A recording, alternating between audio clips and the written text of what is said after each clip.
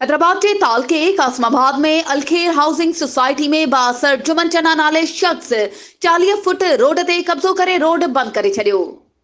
ख़बर मूजिब अलखेर housing society में जुमन चना नाले बासर शख्स कॉलोनी जे रोड ते कब्जो करे रोड खे बंद करे छड़ियो आहे। जंहिं सबब कॉलोनी वासी सख्त परेशानी में मुब्तला थी विया आहिनि। जॾहिं त बासर जुमन चना कॉलोनी जे मालिक हाजी ख़ैर मोहम्मद खोखर जो नालो ग़लत इस्तेमाल करे कॉलोनी वासिन खे धमकाए रोड ते काबिज़ बणियल आहे। जंहिं सबब रहवासिन जा ॿार स्कूल वञण लाइ सख्त परेशान आहिनि। रहवासिन जो चवणु आहे त असां कॉलोनी जे मालिक खे बि इन हवाले सां आगाह कयो आहे। उन जे मैनेजर आॾो एहतजाज बे रिकॉर्ड करायो आहे। डीसी हैदराबाद खे दरख़्वास्त पिणु ॾिनी हुई, पर ही कॉलोनी अञा ताईं हाजी ख़ैर मोहम्मद खोखर जी निगरानी में आहे।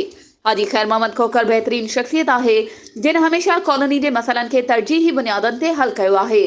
पर जुमन चना संदसि नालो ग़लत इस्तेमाल करे कॉलोनी जे गेट आॾो कब्ज़ो कयो आहे। असां हाजी ख़ैर मोहम्मद खोखर ऐं ज़ुल्करनैन खोखर खां मुतालबो था करियूं त महिरबानी करे गेट खोलराए ॾिनो वञे।